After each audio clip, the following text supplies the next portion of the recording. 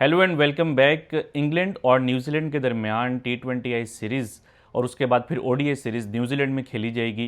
पहला जो T20 international है वो क्राइस्ट चर्च में होगा, दूसरा भी इसी वेन्यू के ऊपर है और जो तीसरा T20 इंटरनेशनल है वो ऑकलैंड के अंदर होगा। दोनों बहुत ही एक्साइटिंग टीम्स हैं। इंग्लैंड जैसा कि हमें पता है कि उनका एक बड़ा अग्रेसिव स्टाइल ऑफ प्ले है और दोनों टीम्स के लिए ये सीरीज़ ऑब्वियसली इंपॉर्टेंट इस वजह से भी है कि आगे फरवरी के अंदर जो है वो ICC mains T20 world cup होना है इंडिया एंड श्रीलंका में। इवन दो कि इंडिया एंड श्रीलंका के अंदर कंडीशंस डिफरेंट होंगी, मगर मेरा ख्याल है कि 3-4 महीने पहले या 5 महीने पहले किसी भी किस्म की अगर T20 क्रिकेट हो तो उसका फ़ायदा जो है वो दोनों टीम्स को होगा, कि उनको थोड़ा सा ये भी आइडिया होगा कि वो अपने किस स्क्वाड के साथ जो है वो T20 वर्ल्ड कप में जाएंगे। बहुत से सुपरस्टार्स जो है हमें इस सीरीज़ के अंदर एक्शन में दिखाई देंगे। रिसेंटली इंग्लैंड ने जो है वो साउथ अफ्रीका के अगेंस्ट 304 रन्स कर दिए थे T20 इंटरनेशनल में। Yes, in a T20 match they scored 304 runs, जिससे कि आप आइडिया लगा सकते हैं कि वो किस स्टाइल ऑफ प्ले से खेलते हैं। और रिसेंट टाइम्स में एक ऐसा बैटर जिसने कि बहुत ज़्यादा कंट्रीब्यूट किया है इंग्लैंड की सक्सेस के अंदर, वो उनके ओपनिंग बैटर हैं फिल सॉल्ट, जो कि पाकिस्तान में इस्लामाबाद यूनाइटेड और उससे पहले जो है वो लाहौर कलंदर से भी खेल चुके हैं। इस टाइम आई थिंक कि इंग्लैंड के सबसे इंपॉर्टेंट बैटर हैं वो, और उनके साथ ओपन करते हैं एक और बहुत ज़्यादा अग्रेसिव बैटर हैं और फॉर्मर इंग्लैंड कैप्टन भी हैं जॉस बटलर। तो ये जो उनका ओपनिंग पेयर है, आई थिंक कि ये इनके ऊपर वो रिलाई करते हैं कि वो लंबे टोटल्स करें, और आई थिंक कि इसी सीरीज़ के अंदर भी उनकी यही प्लानिंग होगी कि वो उसी ब्रांड ऑफ क्रिकेट से खेलें, क्योंकि इंग्लैंड ने ODI क्रिकेट में रिसेंट टाइम्स में स्ट्रगल किया है, मगर T20 इंटरनेशनल्स में अभी भी जो है वो उनकी एक बड़ी स्ट्रांग टीम है। जो लास्ट T20 वर्ल्ड कप हुआ था उसके अंदर वो सेमीफाइनल में भी पहुंचे थे, मगर इंडिया से हार गए थे, जो कि इवेंचुअल विनर्स थे, और उससे पहले 2022 के अंदर इंग्लैंड ने T20 वर्ल्ड कप जीता भी था। इंग्लैंड के पास इस टाइम एक यंग कैप्टन मौजूद है, हैरी ब्रुक। इंग्लैंड ने अपनी कैप्टनसी को चेंज किया था रिसेंटली, और हैरी ब्रुक जो है वो पिछले 1-2 सीरीज़ से उनकी वाइट बॉल की कप्तानी कर रहे हैं। तो ऑब्वियसली उनको भी एक मोटिवेशन होगी कि एक अच्छी टीम के अगेंस्ट वो सीरीज़ जीतें, और T20 वर्ल्ड कप से पहले जो है वो इंग्लैंड एक स्ट्रांग यूनिट के साथ जाए।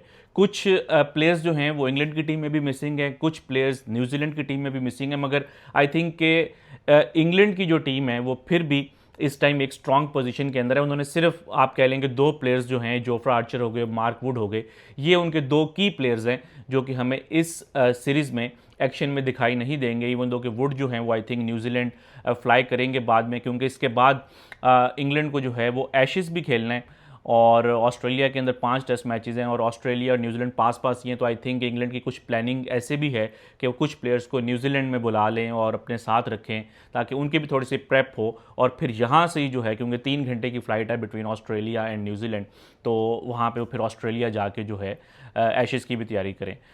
तो जोफ्रा आर्चर जो हैं वो आई थिंक वनडे सीरीज़ के लिए अवेलेबल होंगे, ये इंग्लैंड की अभी तक प्लानिंग है, मगर T20 सीरीज़ का हिस्सा वो नहीं है। इसी तरह अगर हम न्यूजीलैंड की बात करें, उनके कैप्टन है मिच सेंटनर, और हमने एक बड़ा इंटरेस्टिंग फ़ोटोशूट भी देखा था जिसके अंदर वो सिटी में गए थे और आसपास बचे थे, और एक आप कह लें कि लोकल वाइब देने के लिए जो है उन्होंने वहाँ पे एक ट्रेन के साथ जो है वो फ़ोटोशूट किया था। मोस्टली जो टीम्स हैं वो कंफर्टेबल होती हैं न्यूजीलैंड में, क्योंकि एक बहुत ही पीसफुल, बहुत ही काम एंड क्वाइट कंट्री है, और अक्सर जो है जो जो प्लेयर्स हैं, स्पेशली जो लोकल प्लेयर्स हैं जो कि होटल्स में नहीं रह रहे होते, वो खुद से जो है साइकिल के ऊपर या वॉक करके ग्राउंड में आते हैं और मैच खेल के जो है वो वापस चले जाते हैं। तो आई थिंक मोस्टली जो टीम्स हैं वो बहुत कंफर्टेबल होती है न्यूजीलैंड के एनवायरनमेंट में। वहाँ पे जो फ़ैन बेस भी है वो अगर आपके पास आते हैं तो आई थिंक प्लेयर्स को जो है वो ज़्यादा डिस्टर्ब नहीं करते, अनलाइक इंडिया एंड पाकिस्तान जहाँ पे कि ज़रा फ़ैन फॉलोइंग जो है वो डिफरेंट होती है। न्यूजीलैंड को अगर हम थोड़ा सा मज़ीद डिस्कस करें तो कुछ उनके प्लेयर्स हैं, जिस तरह फिन एलन हैं, ग्लेन फिलिप्स हैं, इनको कुछ फिटनेस के इश्यूज़ हैं जिसकी वजह से वो इस सीरीज़ में नहीं होंगे। इसी तरह लॉकी फर्ग्यूसन है, वो भी इस सीरीज़ का हिस्सा नहीं है।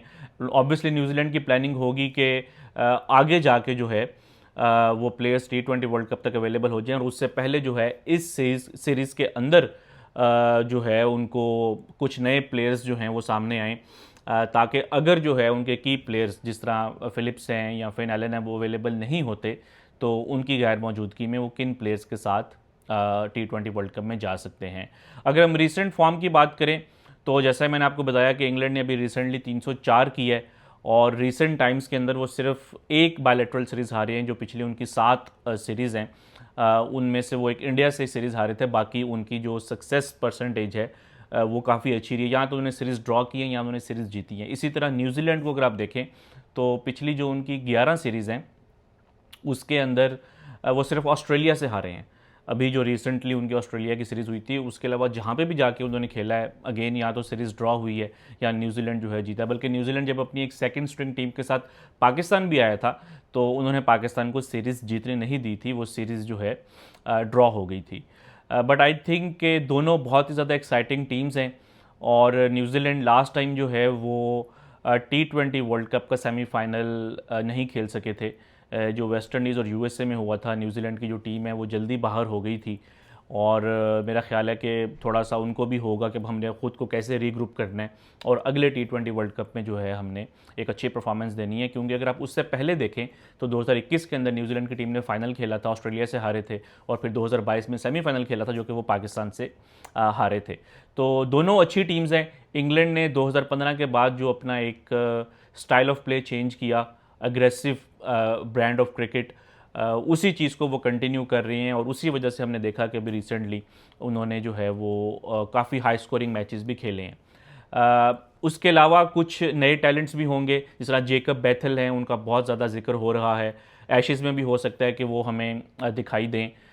उनके लिए एक बहुत ही इंपॉर्टेंट सीरीज़ होगी। इसी तरह पिछले साल मैंने इंग्लैंड के एक फास्ट बॉलर को देखा था, सॉनी बेकर को, जो कि हैम्पशायर के लिए खेल रहे थे ग्लोबल सुपर लीग में गयाना में। उनकी बड़ी ज़बरदस्त परफॉर्मेंसेस थी, और स्पेशली अपनी पेस के लिए जो है वो जाने जाते हैं। रिसेंटली जो उनको मौका मिला है, कुछ उन्होंने ज़्यादा रन्स भी कंसीड किए हैं, मगर मेरा ख्याल है अगर आपके पास पेस हो और आप यंग हो तो अक्सर जो टीम्स हैं वो आपको बैक करती हैं। तो लेट्स सी कि ये सीरीज़ जो है वो किस तरफ जाती है।